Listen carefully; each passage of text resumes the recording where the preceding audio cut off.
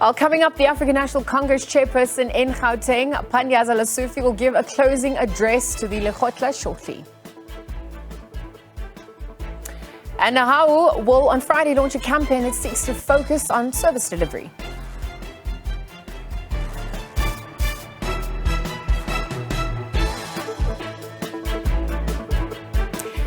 Welcome. If you've just joined us, we are live from our studios in Auckland Park, Johannesburg. Thank you for tuning in. You are watching The Week Ahead with myself, Liezle Wilson, where you can also interact with us on our social media platforms at The Week Ahead or using the hashtag The Week Ahead. Well, on that note, let's get straight into it.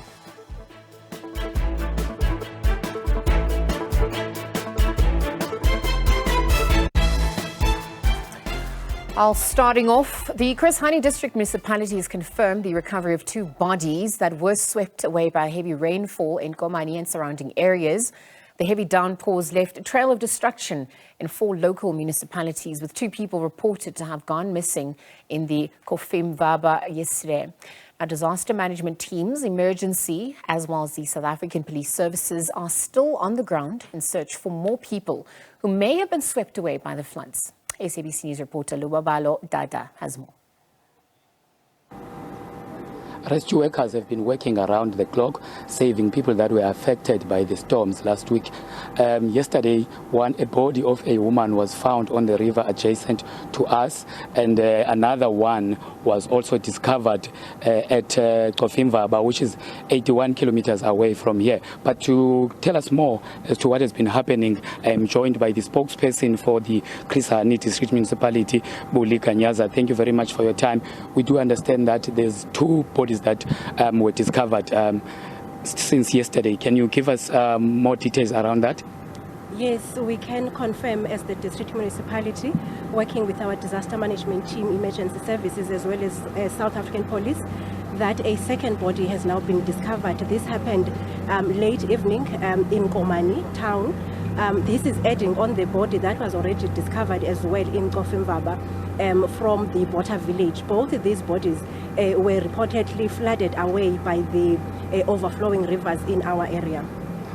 How many people have been reported missing? From our reports from SABC, there were 2 people that were reported missing in the Kofimvaba area, and apparently the family members were also part of the search in the Kofimvaba area. But by the time we received an alert that our disaster management team in Komani have already discovered another body of a female who is reportedly to be around mid-40s of age.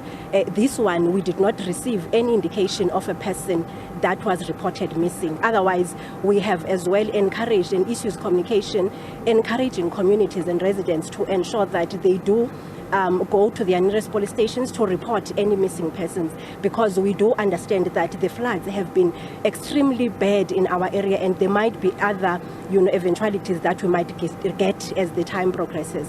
And then out of these 2 bodies, have they been identified?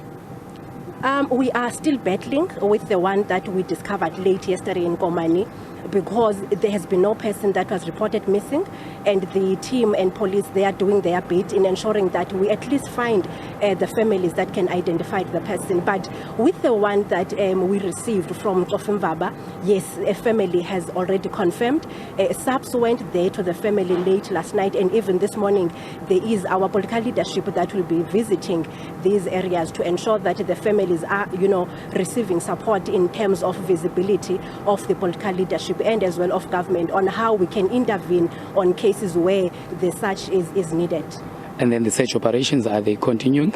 Yes, they are. We are busy around the district with the teams that we've alluded on earlier on. They are doing their best and their bit in ensuring that we do rescue and discover any other people that we might find downstream and in these areas that are still flooded.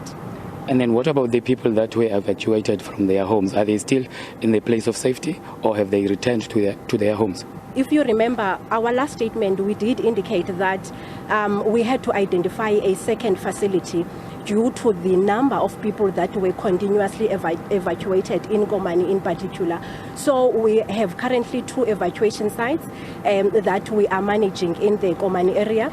and the numbers are still going up, because even late yesterday we received some numbers that were still getting in at the Milton Gardens second facility. Otherwise, we do have people that are being attended to, and they are receiving all the necessary help facilities, and from as well as medical care that is already provided by health services in the areas, because they had already had to dispatch their mobile services in the area. We also spoke to some learners last week when we were here. Some of them said they couldn't go to school because the roads were inaccessible. So now what is the situation around the issue of roads and the schooling as well?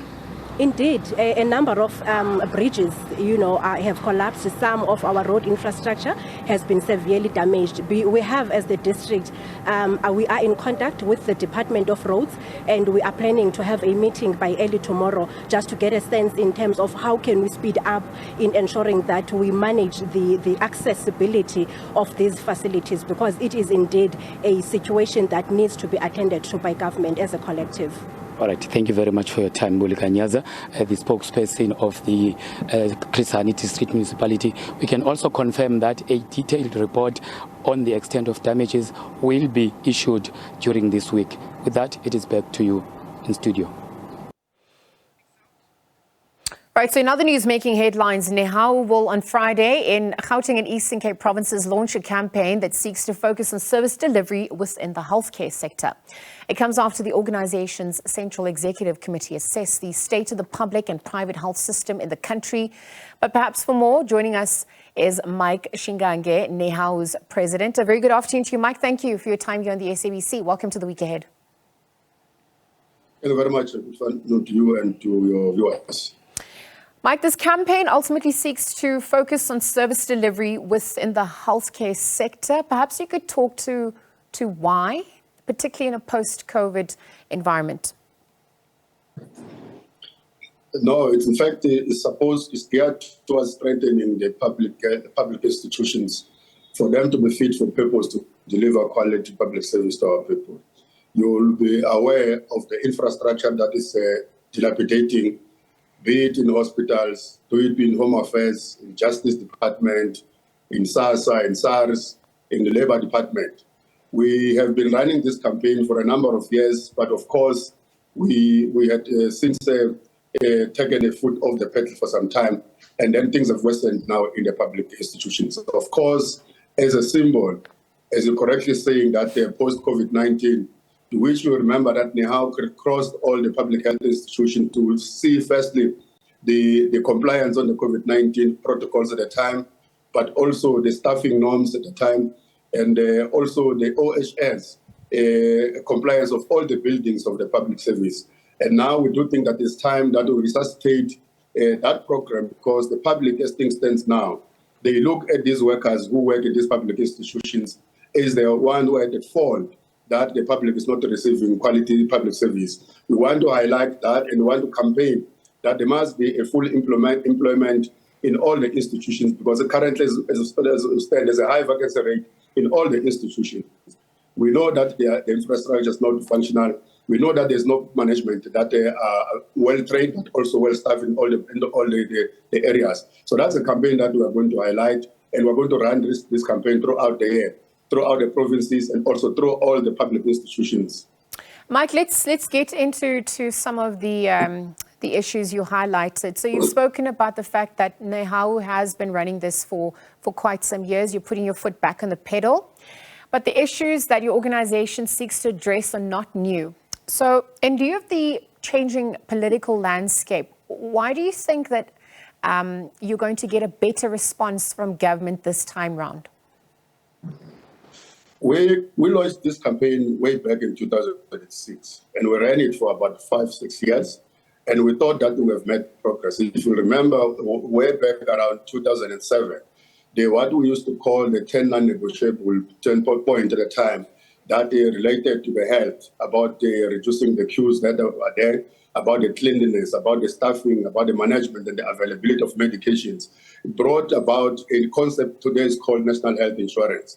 By the time the National Health Insurance was pronounced and become a government policy that is supposed to be promulgated, we thought we have made progress. However, the advent of outsourcing and privatization of key public services that are supposed to be rendered internally or in-house by the public service has since rolled back all those gains that we have made. And that's why we are resuscitating it now. It's not about changing the political landscape. It's not about whether government is going to listen to us or not. It's about highlighting this into society, but also mobilizing South Africans who are the recipients to receive the public service, to know the state of the public service. This, particularly when we're running a campaign as a country to build a developmental and capable state. We cannot be able to build a developmental capable state with less staff, with infrastructure that is dilapidating, with cars that are on roadways, particularly the ambulances and the patient transport.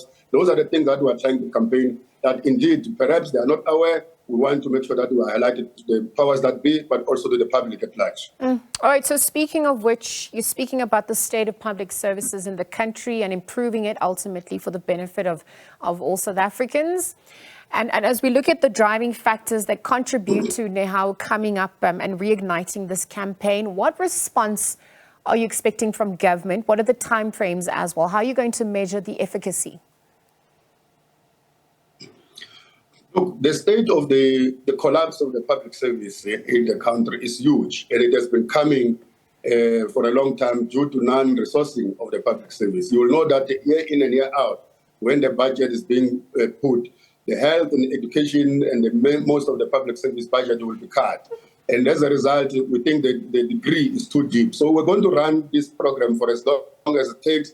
However, we have declared it this 2023 as a year of public service delivery campaign. So we hope that in areas which we think that are dire, that they need urgent responses, we will be meeting the authorities that are responsible for such areas for them to look into this thing. But you know that it's an austerity measures that has brought into the lean and slim public service, that you must defund it, that you must de-resource it, that you must make sure that you don't have employ enough people, you must not resource it adequately. So we're going to be engaging on the authorities, including at the level of ministries, at the level of treasuries, at the level of presidency, for them to understand the kind of public service our people are subjected to because of the non-fit for purpose of those public institutions. All right, Mike, then just very quickly for clarity's sake, I believe you're starting on Friday in Gauteng and the Eastern Cape. And perhaps as we look at the plan of action, because you're saying this is going to be running throughout the year, walk us through what that's going to look like. So you say you're going to meet with various stakeholders and leaders, etc. How will you also be engaging with your members at large? Just take us through that plan of action quickly. Yes, correctly. We are launching it on Friday, the 17th of February, in Eastern Cape, in a hospital called Nelson Mandela Academic Hospital. That is because of the issues we have discovered there. That is because of the state of health in that province. That is public knowledge. We are going to be expecting the minister and his HODs and the DGs and the MECs in that province to receive our memorandum highlighting the issues across the province and across the country that which we think it must be attended to. We are going to do the same in Gauteng at Charlotte Maxeke Hospital. I'm sure you know that Charlotte Maxeke was also on the news over the past few weeks about the state of health there. But when we move from that, we will be meeting institution per institution, getting out what are the issues, meeting management to highlight them, and also engaging with our members so that our members are also continuously with the watchful eyes of the public. They brief us about what are the issues that are taking place there. And then, of course, we'll be the manager local level, the district level, the province, even national, to highlight each of the peculiar issues that we will find them in each institutions. We're going to be focusing also on the state admin issues like the Department of Home Affairs, the Justice, and the State of Labor. You know that the labor inspectors are very scarce nowadays, and therefore the Department of Labor is not able to enforce the labor law, including the occupational health and safety precautions that are needed in various buildings of the country, simply because there's not enough staff. And then Home Affairs, you see a whole lot of the long queues there, simply because there's not enough staff.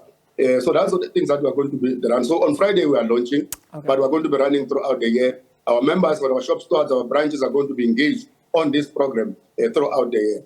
All right, Mike, thank you for your time. We'll leave that conversation there. Now, on Friday in Gauteng and Eastern Cape provinces will be launching a public health service delivery campaign to really focus on service delivery within the healthcare sector. Again, thank you to Mike Shingangeni, House President, for joining us and unpacking what that campaign is going to entail for Friday as it kicks off for the rest of the year. So we'll leave it there, take a quick ad break. There is more news on our return. We'll be right back.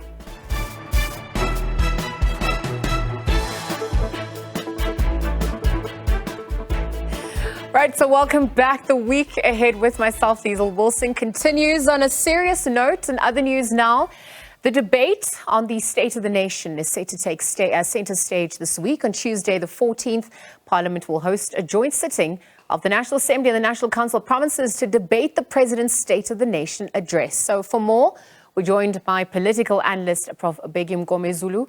A very good afternoon to you, Prof. Thank you for your time here on the SABC. Welcome to the week ahead. Thank you very much for having me, my sister, and good afternoon to your viewers. Thank you very much, Prof. So let's get straight into it. Perhaps you could explore some of the things that we can expect to come out of the debate following the State of the Nation address last Thursday. Thanks. I think there is one thing that we are sure of, that is immediately after the President had presented his State of the Nation address, this coming week will be set aside for the parliamentarians to then give their responses to what the President had to say. But I think one contentious point that is likely to drag the discussions is the commotion that we saw happening at the beginning of that particular event, whereby we saw Mr. Zungula being kicked out, and then, of course, subsequently, the EFF members also being kicked out of Parliament. So we're going to look at the logistics behind that, and then, of course, as to whether that was warranted or not. So that is the first point of contention, before even you go to the substance of what was contained in the State of the Nation address as delivered by the President of the country. Absolutely. Let's get into some of those points. So you've spoken about the DA questioning the legality of the MP's removal after they were stormed off the SONA stage. And as we get into the nitty-gritties, the content, the substance of what's set to transpire, what are some of the responses that and questions that are likely to be drafted? What would you say are some of the glaring issues that need to be addressed urgently? Okay, my sister, let's start off by saying that when you listen to the President attentively, you would have realized that he touched on a number of key themes or important points that are of national importance, as would have been expected, of course. Load shedding or the electricity crisis topped the list, and he spent a little bit of time talking about that, which is what was supposed to be done anyway. But the manner in which the speech was drafted, I had some issues. Structurally, I got a sense that it didn't flow, because you'd find these themes being discussed at different moments, as opposed to tackling one theme, getting it out of the way, and then moving on to the next theme. So structurally, I had some issues with that. But I think the other most important thing which people will be talking about is this creation of a new ministry, that is the Minister of Electricity. I've never heard of that before. You already have the Minister of State Enterprises in Pravin Gordhan. You already have the Minister of Energy in Gwedeman Dashe. And then now we are coming up with the Minister of Electricity. The question is, what is that person going to do differently? Because if we are not sure as to what the causal factors are in as much as a load shedding is concerned, then of course we just need to commission a short study to establish as to whether we can find a way around this. If you already have the facts, or you already have the causal factors, and you also have the requisite skills and knowledge to attend to that, as the President said, because the President did not mince his words. He said that we have all the skills within the country, we have all engineers that we need. We even have volunteers who are wanting to lend a helping hand. So the question is, how come that we're not getting it right? So creating a minister or a ministry and then subsequently appointing a minister is one issue that I think will top the list after discussing the commotion that we talked about. I think that will be a contentious point, which the President will hopefully get a chance to respond and give us at least something to ruminate about. Because from where I'm standing, I don't see any reason why we need such a minister. Prof, Let me just go back to your previous point before we get into the merits and the content, the contentious points you've now highlighted. We saw the opposition parties, causing disruptions, which some are of the view that it's become almost standard. What was reflected this time round? What precedents does it also set for the coming week? Yeah, what we saw happening did not come as a surprise. The only surprise for me was what befell Mr. Zungula, because as for the EFF, they already made it clear that they were going to disrupt the sitting. And their reasons are that the president has taken parliament to court, of course, the speaker being the first respondent. So then in their view, it's not acceptable that the president can then come and address the same people that he has taken to court. But of course, the other side of the coin is that the issue is still sub judice, meaning that it is before court. So it means that until such time that there is a ruling on the matter, then the president, of course, has the right to address the nation. So that is a debate they are going to engage into. And then, of course, the other thing that is likely to happen then, given the fact that there were those disruptions, I'm anticipating that there will be other disruptions come this coming week, because then people are going to say, okay, Mr. President, we still believe that you are not the right person to address us. That is just one issue. Then the second issue will be, before you address us, let us please go back to the matter that concerns the ATM, that is where Mr. Zungula was kicked out. Let us also consider how the EFF was chucked out of Parliament. Was it right to kick them out of Parliament as a collective, or was it right to then call the names of those individuals? Depending on the answer you get from there, I'm expecting that the leader of the EFF will ask the speaker to explain herself, or the president at least, because he will be the one also addressing them, will say, okay, was I called 3 times? If the answer is in the negative, then of course Malema will have an issue there, and then of course he'll have a point. And then others will then come in and say, was Mr. Zungula properly kicked out? You remember that when the speaker announced that she was kicking Mr. Zungula out of Parliament, she cited the fact that Mr. Zungula had quoted a wrong section of the law, until she was corrected to say, by the way, Mr. Zungula was absolutely right. Then she changed gear and then she said, no. The reason why I kicked Zungula out of Parliament is because he defied my orders. I called his name 3 times. He refused to sit down.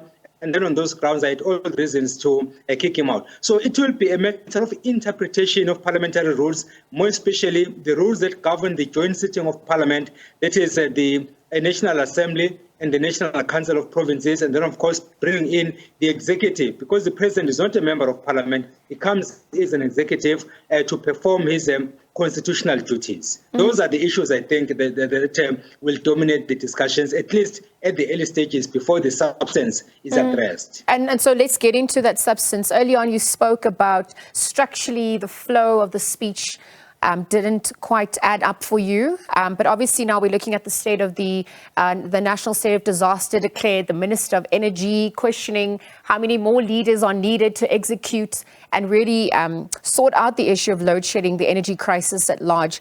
And, I wonder, as we look at all of these, whether, these were... whether this instilled confidence in the administration, rather, to sort out the issues. Do you think it inspired the nation? I'm only asking this because it's the president's 7th Q&A that's also coming up this week.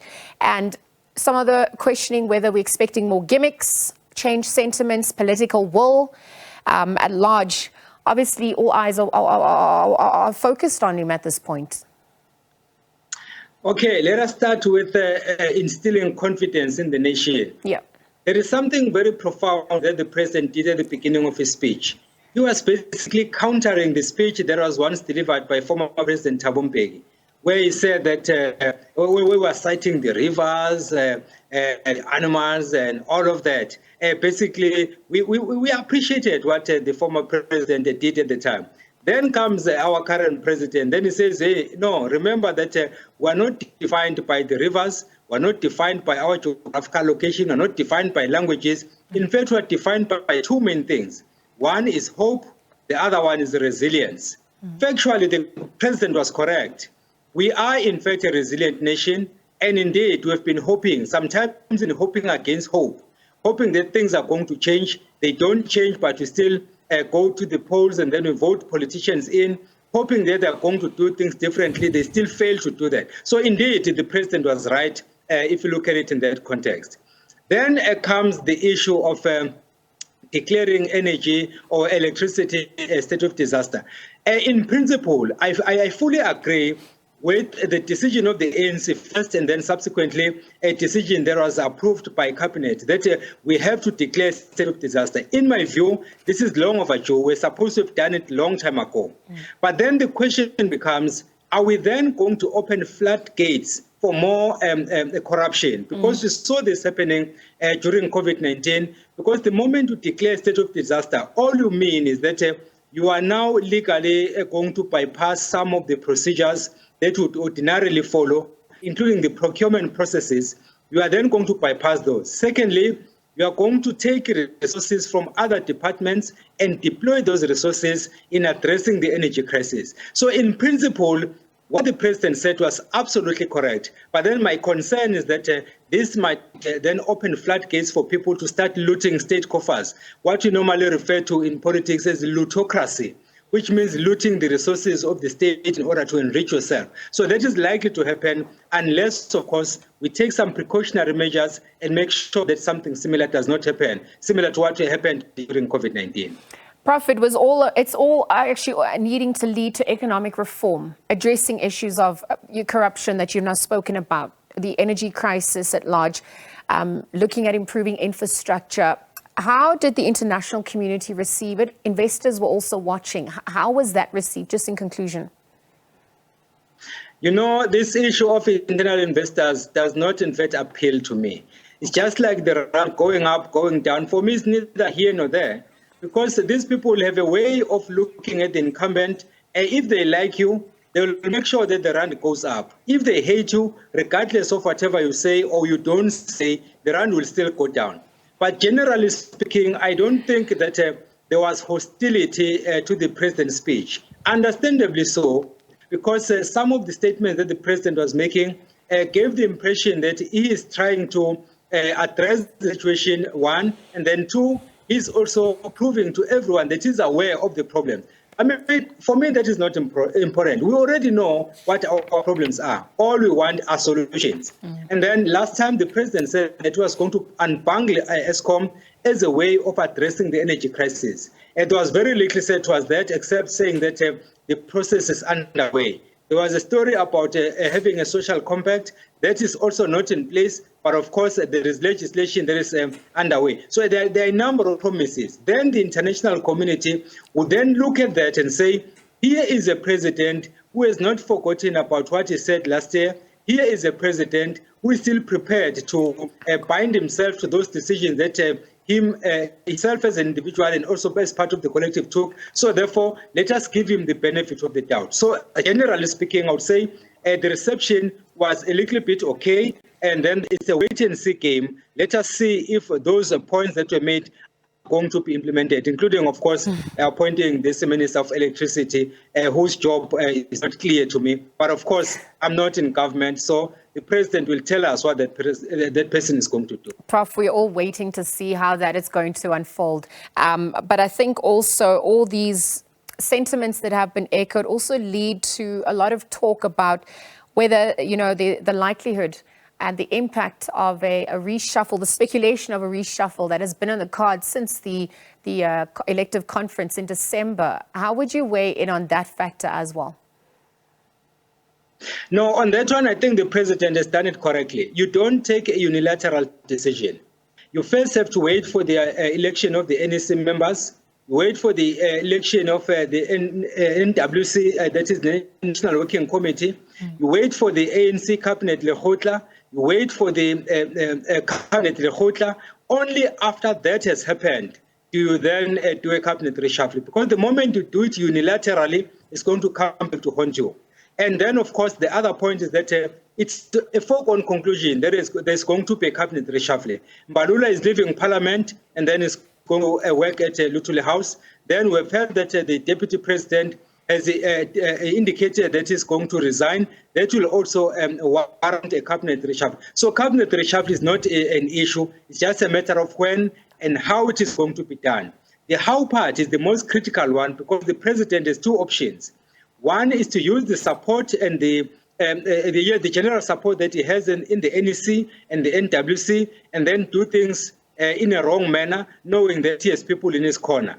And then the other thing is for him to show leadership skills and appoint people with the requisite skills and knowledge, regardless of the faction they belong to. Then if he does that, the country will be on the upward trajectory. But then if he goes for satisfying those who are in his corner, definitely will be on a downward spiral, and chances of us resurrecting will be almost non-existent, given the fact that we have 2024 general election coming around the corner in 2024. Yeah, absolutely. Prof, on that note, let's leave the conversation there. As always, thank you for your time here on the SABC.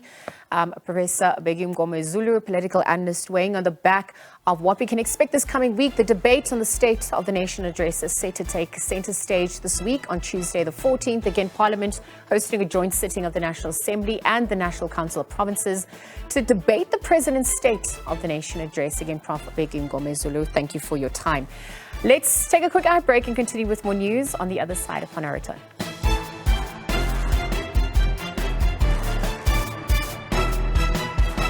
Right, so welcome back. The week ahead with myself, Liezle Wilson, continues. We take a look at news making headlines internationally. Frustration is growing in some parts of quake-stricken Turkey as hundreds of people are still awaiting alternative shelter after their homes collapse.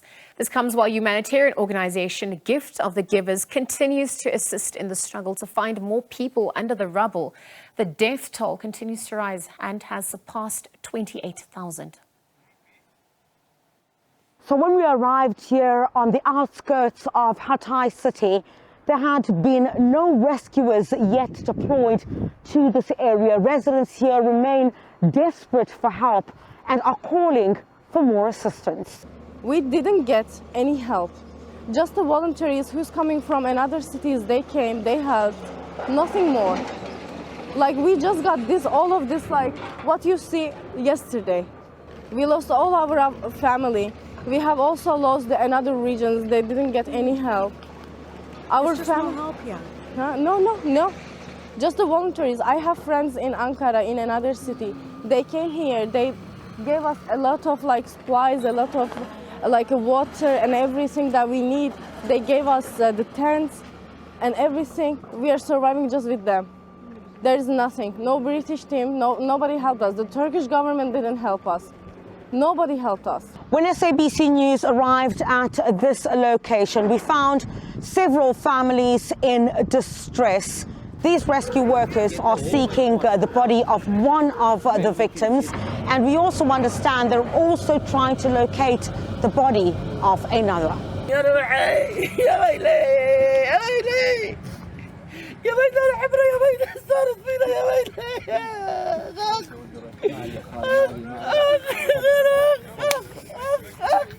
And I can also tell you there are many people who are sleeping outside, so they've got no places to go. There's no hope, please.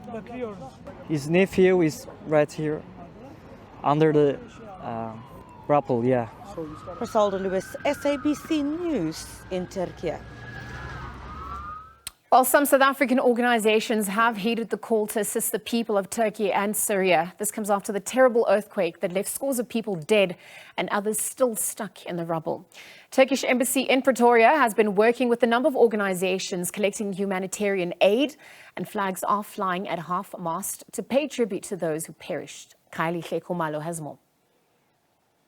Well, certainly we've seen devastation in light of the catastrophe in Turkey and Syria with the earthquake. And, the death toll keeps rising. And there's a very unprecedented need for humanitarian aid to assist those who have been affected. Of course, some South African organizations have also heeded the call by the embassies in terms of making sure that the humanitarian aid is able to go through. Joining us now as JUSA Relief's coordinator, Assad Panda. So Assad, quite a very sad occasion, but I see you right this track here. You've got all the aid. Tell us about the process. How has it been? Okay, so basically we've heeded the call from the Turkish embassy in Pretoria, and they've asked us to bring all of our aid to the Yunus Emre Center, and Brother Abdul Aziz is the coordinator of the center. So we've basically come on board with sleeping bags, with generators, with blankets, and this is what's most needed on the ground at the moment, amongst other needs that the people do have. And I would imagine, obviously, you know, the sooner you bring the stuff, the better for the people affected. Yes, like we know, and you rightly said, the death toll is increasing day by day. And we all know, we're seeing the devastation, the pictures. They are in winter with the temperature of minus 10, minus 16 was the other day. They really, really need these items as we speak. And we are here, a community organization. You know, we put an appeal to our donors that come on board, you know, open your hearts, dig deep into your pockets, and make this something that the South Africans can show that we as a country in other part of the world, in a corner of the world, that we can open our hearts and send love from South Africa to these people in Turkey. And maybe just aside, for those who are eager and keen to help, what's the process? So the best would be to contact your local organizations. There are many local organizations which are collecting funds and goods for this cause. So the best would be maybe contact the Turkish Embassy in Pretoria or the Yunus Emre Center, and they can advise you which organization to work with and how better to make sure that your aid gets delivered to the rightful and deserving people back in Turkey. And just before I let you go, Assad, I mean, terribly awful, you know, incident. How are you going to make sure that, you know, the right people are getting the stuff? So like I mentioned, this is being coordinated by the Turkish Embassy in Pretoria, and it's going from here by Turkish Airlines for free. I mean, they're very strategic partners that we're having. They're transporting all of the goods to Istanbul, from Istanbul to Gaziantep, and it will be given to AFAD, which is the disaster relief team in Turkey, and they will be then distributing this on behalf of the South Africans to those most deserving. All right. Assad Pandey, of course, from Jusa Relief. Tell them about how they've heeded the call in terms of making sure that they do provide for those thousands, if not millions of people who have been affected by the earthquakes. Liezle Wilson, SABC News, Johannesburg.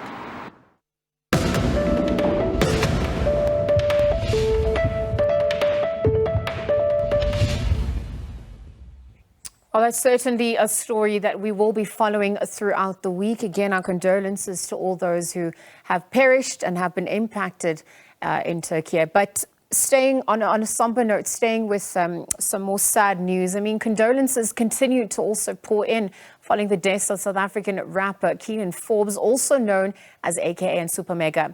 Fans have been left shocked at the news. On that note, let's bring in our reporter Mbalenhle Mthethwa, who is at AKA's house. Mbali, good afternoon. Thank you very much for joining us. I think the country is still reeling on the back of what transpired. Keenan having lost his life. It's opened up a conversation about the violence in South Africa, the use of illegal firearms, amongst many other issues. I believe you are outside of his house at this point. Perhaps you could talk to us about the mood. Who have you seen come in to pay their respects? What's happening on your end? Yes, indeed. The mood is very sad and somber. We've seen his friend and fellow musician, Kulichana, coming in the house, among others, really, who have also come to pay their respects to AKA. Yesterday, we spoke to some fans on the road, and as you know, the news has been met by great shock and disbelief by some. One of his fans saying that they can't believe it and that they wish it was a hoax of sorts, and that he would then come out and correct everyone. Another one speaking of his performance at one of the BET award ceremonies a few years back, saying that his performance there was on par with international artists, say from the United States of America and all those other places, saying that he is one of those great stars whose star was really, or his light was dim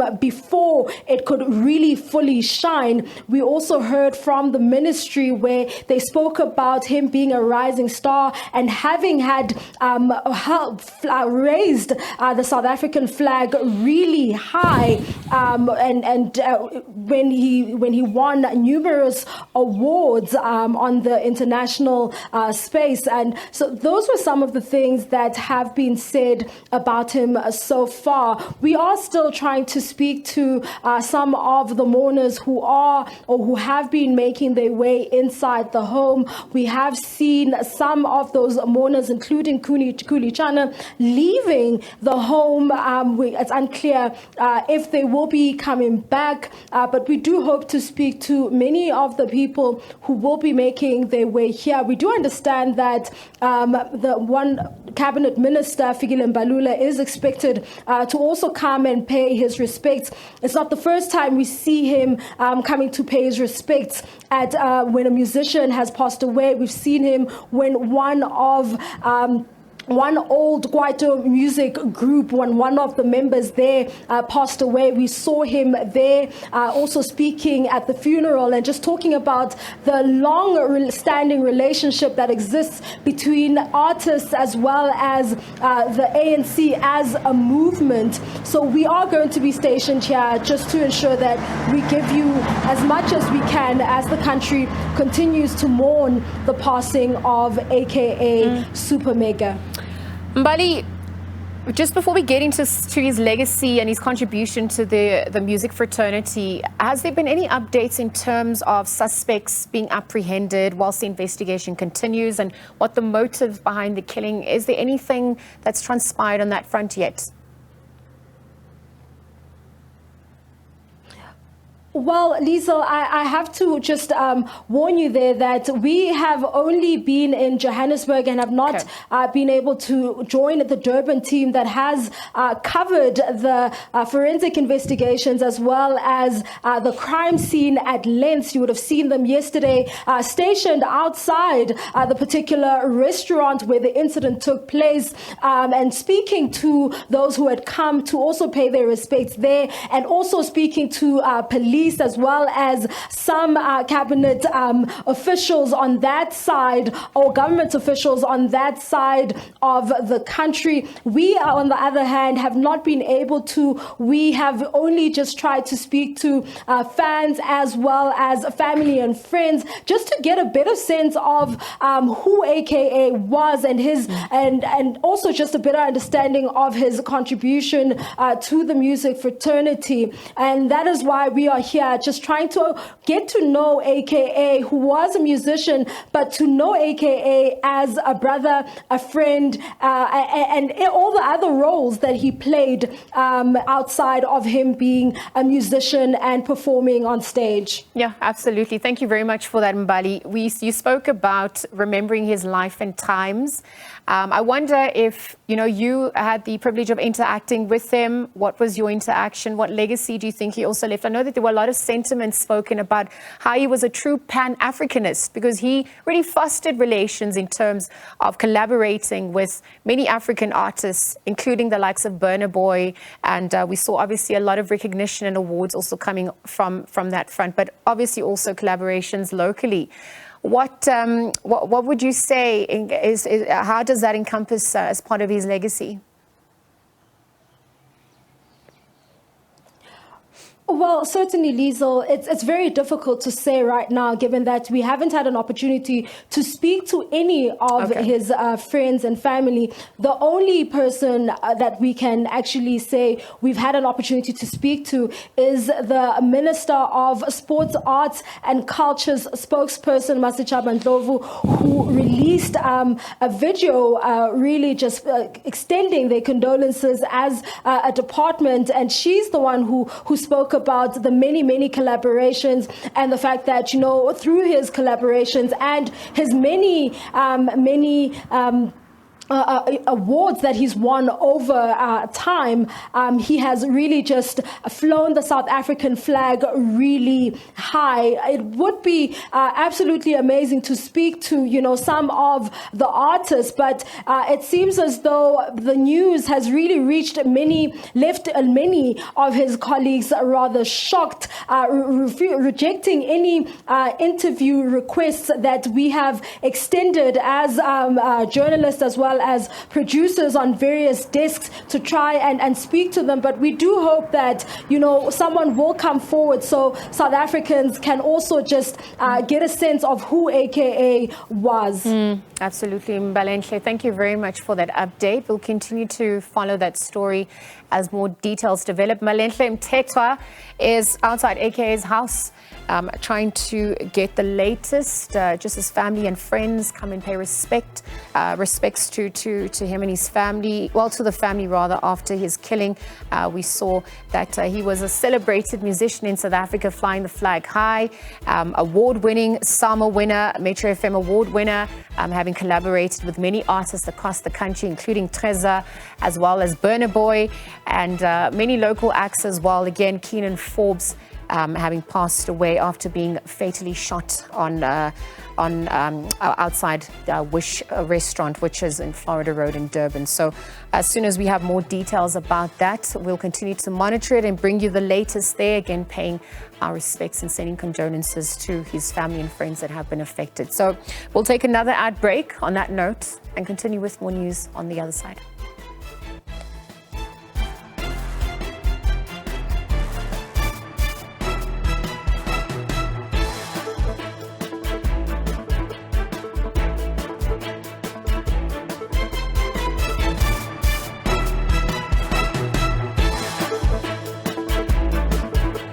All right, welcome back. In other news now, the EFF leader, Julius Malema, says that the party is ready for its planned national shutdown on the 20th of March. He was addressing a Western Cape provincial plenum in Athlone on the Cape Flats. Malema reiterated his call for the resignation of President Cyril Ramaphosa and the party's demand for reliable electricity. Malema added that he does not fight his political battles physically and that the party never posed a threat to the president during the SONA address on Thursday evening. Malema says he has relationships with ANC ministers, but while there might be friendly engagement, there is fundamental disagreement within politics. He says the parliamentary protest was aimed at showing the EFF's dissatisfaction with the inaction in the country. There is nothing personal against President Ramaphosa. Personally, he's a very good guy. What did the president do? He did nothing. That is exactly why he must go, for doing nothing. You can't be on top and do nothing. That is the most irresponsible act of a man, to be on top and do nothing.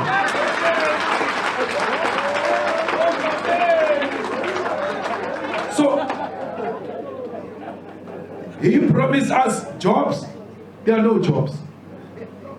In Parliament there, when we were fighting, we're not fighting, we're not going to attack Ramaphosa. We'll never do that. We're not crazy people. Why? We sit with Ramaphosa. I told them yesterday, the only place where the president does not have bodyguards is Parliament. We sit with him there, with no bodyguards. You can go and check everywhere.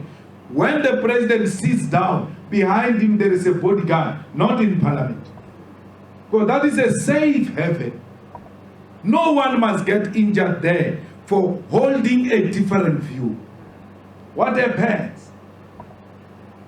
I go to the stage to protest. I'm holding a placard like this. They say I was a danger to the president. A danger is a person who you can't see the hands. That's why they always say hands up. My hands were up, to show that I come in peace. Here is my placard. I'm not fighting. I get beaten for coming in peace. And then it gets celebrated in South Africa that he was a threat to the president. I was not a threat to the president. Malema says party members should be educated to ensure an organization with a knowledgeable force. He urged that the party grows its base within the province to breach the 5% representation mark after next year's elections. Instructions were also given for a planned shutdown next month.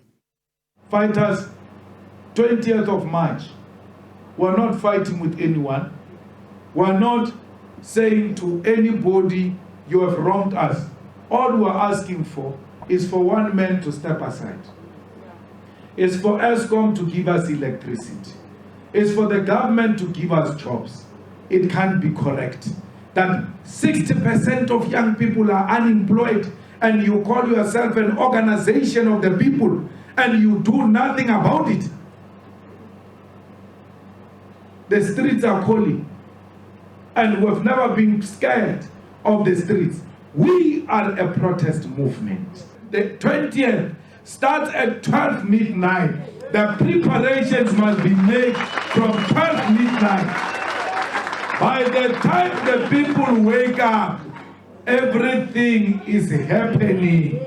They are able to take pictures and send to their bosses. So it's not going to happen today. Today is not happening. So fighters, the militancy and the protest movement character of the EFF, the fearless character of the EFF, the ground forces of the EFF, your determination to liberate the people of South Africa is going to be seen on the 20th of March when you bring South Africa to a standstill. Thank you very much. Malema says an Ipsos study showed that the EFF is now more popular than Julius Malema, which means it's a fully fledged organization not built on the individual. Mariska Botha, SABC News, Cape Town.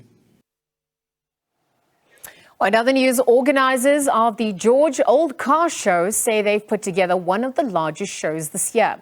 The 26th edition of the show is in full swing in the Garden Route town this weekend, where over 2,000 exhibitors are showcasing cars, tractors and motorcycles from yesteryears to modern day. This year's edition saw unprecedented long queues as car enthusiasts descended on the showgrounds. At midday, over 10,000 people had made their way inside, proving the show is a hit for visitors and exhibitors alike. Definitely these Ferraris. I love all modern fast cars and the way they sound, because one drove past here earlier and I was like, wow, that's amazing. And we come here every year and the show is always spectacular. And this year it looks like it's actually going to be bigger and better than it's been in the past. So, and we've got a stunning day, a hot day.